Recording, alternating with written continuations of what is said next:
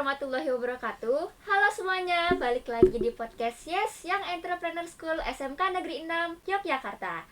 Aku Dona Cintia Sandlika dari kelas 11 Tata Kecantikan 1 sebagai host podcast pada kali ini.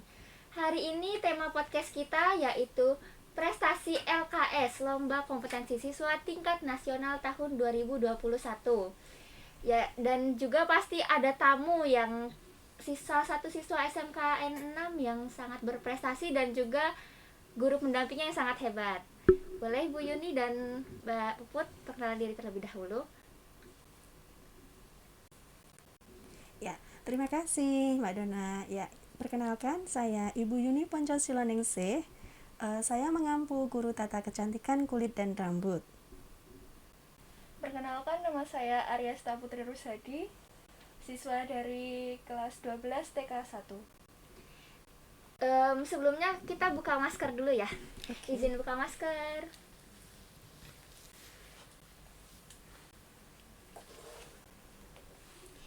Ya, biar ngobrolnya lebih enak. Oke. Ya. Tapi sebelum itu kita yel-yel dulu yuk, yel-yel SMK 6. Siap. SMK Bisa. SMK Hebat. SMK Negeri 6 Unggul, cerdas, berkarakter, yes. GSWM Berubah, berbagi, berkolaborasi, siap berdikari. Oke. Ini kita lanjut ke pertanyaannya ya guys. Mungkin teman-teman belum tahu Mbak Puput dan Bu Yuni ini ikut lombanya itu di bidang apa? Di bidang apa? Untuk Puput di sini itu untuk mengikuti lomba bidang hairdressing. Hairdressing guys. Mungkin pada bingung hairdressing itu apa sih? Hairdressing apa Mbak Puput? Jadi di dalam hairdressing itu kita Itu ya, rambut. mempelajari tentang rambut ya, di mana itu ada pemangkasan, ada pengeritingan dan juga ada pewarnaan. Ah gitu. Oke.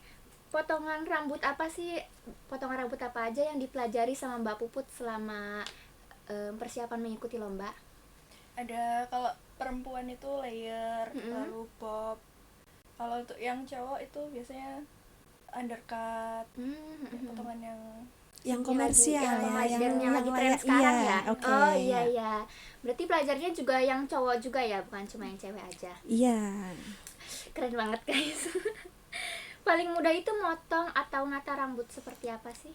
Kalau itu mungkin yang bisa menjawab Mbak Puput karena yang melakukan Mbak Puput. Iya.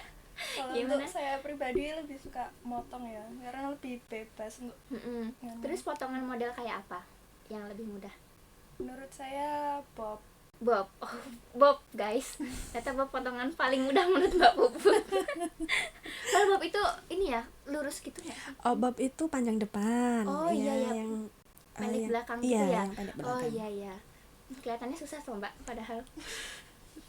Tapi untuk lomba itu kan sesuai dengan ekspresi kita, Oh, iya. eksperimennya kita. Jadi untuk membebaskan itu kreasinya itu lebih enak. Oh gitu, oke.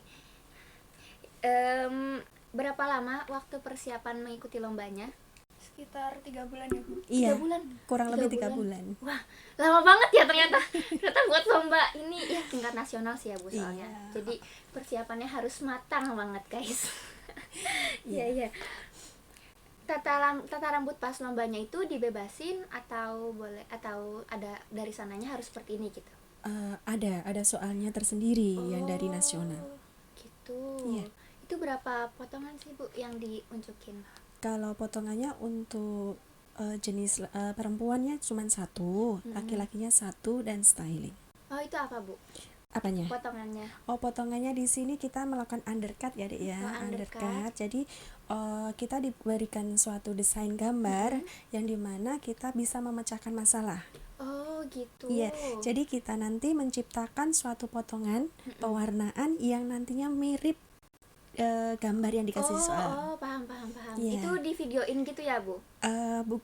Untuk lombanya video secara daring, tetapi untuk desainnya kita dikasih print outnya dari pusat. Oh, iya paham.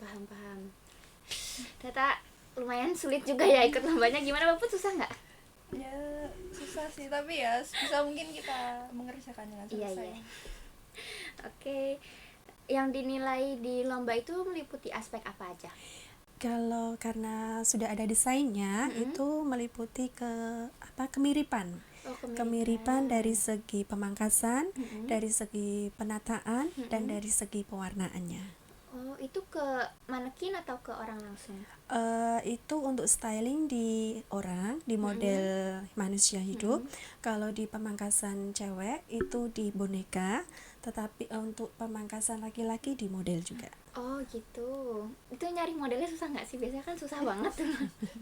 Gimana Mbak Puput? Kami melakukan beberapa seleksi kepada model-model juga. Oh gitu. Iya. Itu modelnya siswa sini juga atau dari luar? Ada yang siswa sini untuk seleksinya ya, iya. itu kita seleksinya dari sini dulu, dari dalam dulu. Kalau memenuhi kriteria ya kita pakai, tetapi kalau kurang memenuhi kriteria kita mengadakan seleksi model dulu. Oh gitu. Itu dilihat apa? Jenis rambutnya atau gimana? Iya, itu dilihatnya dari jenis rambut, kepanjangan rambut, dan tekstur rambut otomatis. Itu dipilih yang paling bagus nggak sih Bu? Ya yang paling cocok, yang paling masuk lah Iya, iya. tentunya ya. Paham.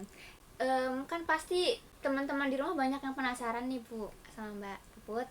Itu gimana sih kok bisa ikut lomba gitu, apalagi sampai tingkat nasional? Itu caranya gimana? Kalau dari kami sebagai tim pengajar itu kita sebelum memilih puput ini itu kita mengadakan seleksi ya, seleksi antar kelas dulu untuk maju ke provinsi. Nah, dari provinsi itu nanti kan kita melanjutkan ke nasional. Itu seleksinya itu langsung benar-benar satu kelas diseleksi semua atau sesuai minat?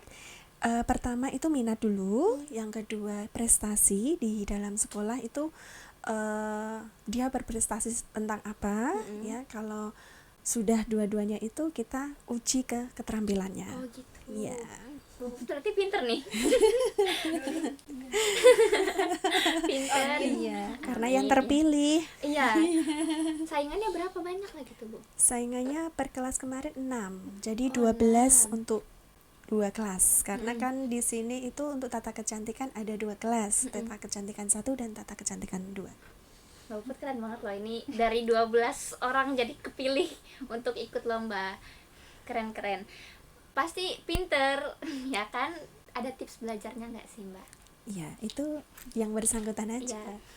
Kalau saya tuh sebenarnya pembagian waktunya aja. Bagaimana kita bisa memanage waktu kita. Terus ya dari niat juga, sama jangan terlalu dipikir terlalu berat ya. Oh iya. Jadi santai-santai aja belajarnya. Kalau Mbak Puput sendiri itu lebih belajar ke teori atau praktek? Aku lebih suka praktek langsung. Oh gitu, jadi langsung. Iya. Kalau Bu Yuni sendiri, kan ini Mbak Puputnya berprestasi. Iya. Itu gimana sih Bu cara mendidiknya? Kalau di sini kalau prinsipnya kita kalau mau juara, mau yang terbaik, itu tunjukkan dulu kerjanya, niatnya, usahanya. Baru kalau itu sudah ada, baru wujud nyatanya itu pasti ada, bisa. Dari Bu Yuni, Mbak Puput mau nanya nih, Bu Yuni sendiri pas selama persiapan lomba tuh ngajarnya seperti apa? Kalau puput di sini itu memang kadang ada tingkat di saat dimana dia memang benar-benar capek, itu wajar. Iya Tetapi sebagai pembimbing kita juga harus tahu kondisi anak itu apakah benar-benar kondisi benar capek atau memang karena dia mungkin dari stresnya, ya itu kita harus paham. Iya Bu. Dan apabila puput merasakan hal itu, ya itu PR-nya kita sebagai pembimbing harus baik-baiknya kita ya untuk memberikan semangat lagi. Berarti Bu Yuni udah paham banget kan Mbak Puput ya? Iya. Udah kayak ibu keduanya gitu. Iya. Betul. Karena yang didampingi kan hanya satu puput aja, dan itu selama kurang lebih 3 bulan itu setiap hari kita ketemu. Oh setiap hari? Iya. Sabtu Minggu juga Bu? Sabtu Minggu, kadang Sabtunya, minggunya Oh jadi enggak. salah satunya gitu ya? Iya. Berarti seminggu itu istirahatnya sekali? Iya. Maksudnya istirahat persiapannya Iya. gitu? Mengembalikan tenaga lagi. Iya, Mbak Puput sendiri capek nggak sih Mbak sebenarnya? Ya capek sih, tapi ya gimana ya, saya kan udah memilih untuk masuk LKS ini, jadi ya sebisa mungkin dikerjain. pernah nggak sih ada rasa kayak aduh pengen nyerah aja gitu? Pasti pernah. Pernah. Tapi ya karena ada dukungan dari Bu Yuni, Bu Mul, keluarga dan teman-teman, jadinya semangat. Cara ngadepin pas lagi di titik terendah, di titik dimana kecapean, udah mau nyerah, itu gimana caranya? Kalau aku istirahat dulu ya, terus misal kalau mau curhat bisa lah ke teman atau ke saudara gitu. Oke. Pokoknya intinya kalau udah di titik terendah jangan langsung nyerah gitu aja ya. Iya, kita cari selanya dulu untuk masalah apa yang membuat kita itu sampai titik rendah.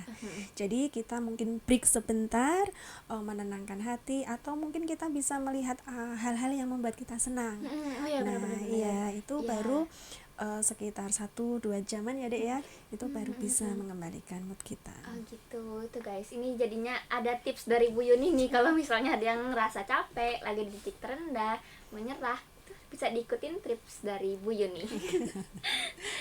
Oke, terus aku tuh saya mau tanya, itu dari emang prestasinya itu dilihat pas lagi dari kelas 10 atau pas di kelas 12-nya aja? Untuk kelas 10 itu kan itu belum kelihatan. Oh iya. Ya, belum kelihatan minatnya anak itu kemana. Sedangkan untuk kelas 11 itu mungkin lebih fokus, anak itu nih bisa dilihat. Dengan dilihat, kalau sudah dilihat itu dibimbing. Dia maunya, keinginannya itu ke arah mana, apakah kulit atau rambut.